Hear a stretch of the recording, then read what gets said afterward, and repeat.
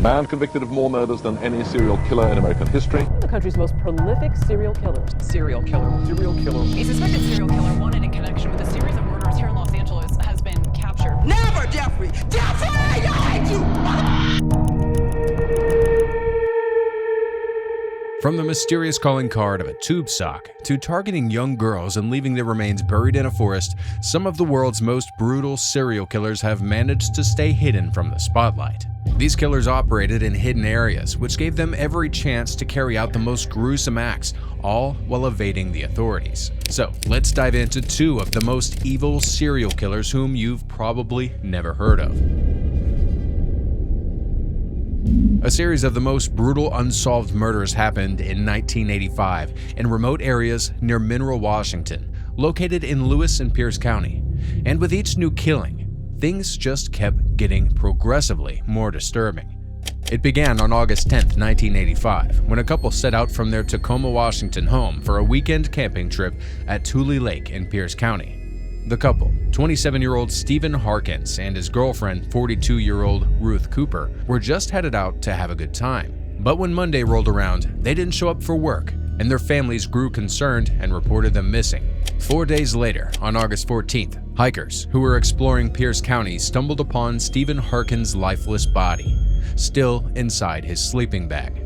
He had a fatal gunshot wound to the head, and even their dog was found nearby, suffering the same fate. But things took an even more grisly turn on October 26th when a skull was uncovered at the end of 8th Avenue South, close to Hart's Lake, about 1.5 miles from where Harkins' body was found. Eventually, dental records confirmed that the skull belonged to the girlfriend. 2 days later, on October 28th, the rest of Ruth's body and her purse were found in the area, only 50 feet away from where her skull was found.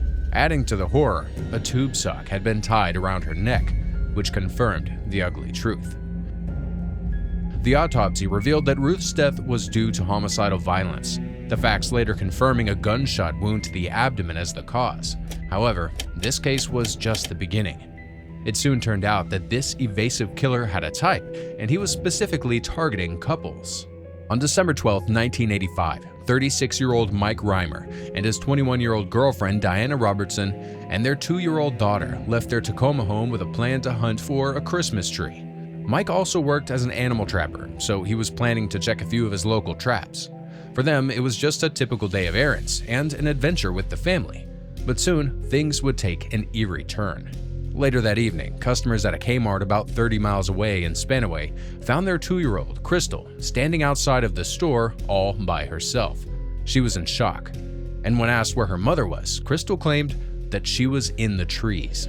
Despite extensive searches by both foot and air, there was no sign of Mike's 1982 red Plymouth pickup truck. Not until 2 months later, on February 18th, over 2 months after they vanished, Diana Robertson's body was found by a motorist near a logging road off Washington State Route 7. She was partially buried in snow, which made the search efforts quite challenging. After that, Mike's truck was found nearby. Inside, cops found a note on the dashboard that read, "I love you, Diana." Shockingly, Diana's mother confirmed that the handwriting belonged to Mike, and there were bloodstains on the truck seat. An autopsy revealed that Diana had been brutally stabbed 17 times. And like the case of Ruth Cooper before her, she had a tube sock tied around her neck. Now, with Mike missing, investigators suspected he might be involved in Diana's murder. Adding to their suspicion, everyone around Reimer and Robertson claimed that their relationship had been unstable. Plus, Reimer had been charged with domestic assault and malicious damage within the same year. Authorities thought that Reimer might have left their daughter at the Kmart, killed his girlfriend, and then tried to book it to who knows where. But here's the thing. They couldn't figure out what Mike's motives were to kill Diana. There were several theories. Some suggested that Mike might have been connected to the murders of Stephen Harkins and Ruth Cooper. Some suggested that Mike was innocent and could have been the victim of the same killer that took out Diana, Stephen, and Ruth. It's a story straight out of a top-selling crime thriller. But all of those theories were put to the test in March of 2011, when hikers stumbled upon a partial human skull that turned out to be Mike Reimer's. It was found not too far from where Diana's body was discovered back in 1986. Authorities couldn't determine how Mike died, but they suspected foul play. They ruled out a gunshot wound, but beyond that, it's all still one big mystery. Despite all efforts, to this day, the actual tube sock killer has still never been found. But if you think this case is terrible, wait till you hear the next one. This was the name given to a serial killer who terrorized Russia between 1997 and 2000 and ended up claiming the lives of 9 girls and 2 women in Barnaul and Barnovo. It all started when Yana Shalamova, an applicant to a local university, disappeared out of nowhere on June 7, 1998. Her body was found 1 week later in the Ob River, showing signs of strangulation. Just 10 days after Yana disappeared, another applicant named Galina Darina went missing. Her body, with injuries suggesting she was attacked with a sharp object, was found buried in the forest near Baranovo. During the search, the remains of an unidentified girl who had been murdered in 1997 were also uncovered. But if you think this sounds bad, wait till you hear what happens next.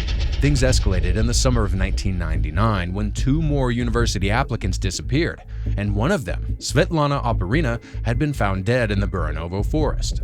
The next year, between June and August 2000, 5 more girls vanished from Barnaul, and they were all last seen at the university. Despite extensive investigations and interviews with over 35,000 people, including students and staff, the killer was never found. Who was responsible for this mess? Witnesses described a man offering help with admissions, but despite creating a composite sketch and questioning suspects, including a university colleague, no one was ever charged. The mystery only deepened when 2 women, Valentina and Nina, vanished from the city in July. Then near the village of Yuzhny, the belongings of one of the missing girls were found, along with fresh graves in the local cemetery. And now, for the eerie part. All of these fresh graves were empty. In early October, a skeletonized female corpse was discovered near Baranovo, identified as Angela Burdakova. In the same month, the remains of several other victims were found. Over the following years, more bodies were also discovered. Psychiatrists tried to build a profile of the perpetrator, estimating him to be between 35 and 40 years old, married, with children, a car, and a job that allowed him to take extended absences. This is finally when suspects emerged in the case. In September 2000, a student from Altai State Technical University reached out to the local authorities and claiming that she had seen a suspicious man multiple times during exam season. They met at a market where he introduced himself as a dean from the Faculty of Economics, offering to help with admissions. It turns out this man was Alexander Anisimov, a 45-year-old with a history of trouble with the law, including hooliganism and theft. The cops started to keep a watchful eye on him. He was married with 3 kids and drove a VAZ 2109. Eventually, on October 27th, they arrested Alexander. When they searched his place, they found a stash with 2 axes, knives, a shotgun, a hunting rifle, bullets, and even handcuffs. At first, he denied ever stepping foot on the university grounds, but eventually, 11 students came forward saying he offered to help with their admissions. 3 days later, he wrote a confession, admitting to being involved in the disappearances and murders of 5 girls between June and August of 2000. But why did he do it? Well, according to him, it was nothing more than robbery. While he was behind bars, Alexander tried to take his life by hanging and failed. Then, on November 1st, during an investigation at a 9-story building where he was supposed to identify someone he sold the murdered girl's jewelry to, he jumped from the 8th floor. Astonishingly, after that, the murder stopped. But here's the thing, even years later, the former head of police department of Barnaul, Major General Nikolai Turbovets, was never convinced that Anisimov was the real man behind all these murders. Now, while it might be impossible to believe, another suspect emerged in May of 2023. Cops arrested a man named Vitaly Manishin, who almost immediately claimed that he was the man behind those student murders in Barnaul. Manishin claimed that he used his job as a veterinarian and director of a farm to lure female students under the guise of helping them get into the university. During questioning, he ended up confessing to 4 more murders from 1999 to 2000, including one of the victims linked to the Barnaul Maniac case. As of now, the authorities have Manishin in custody, and they're looking into whether or not there might be more victims out there.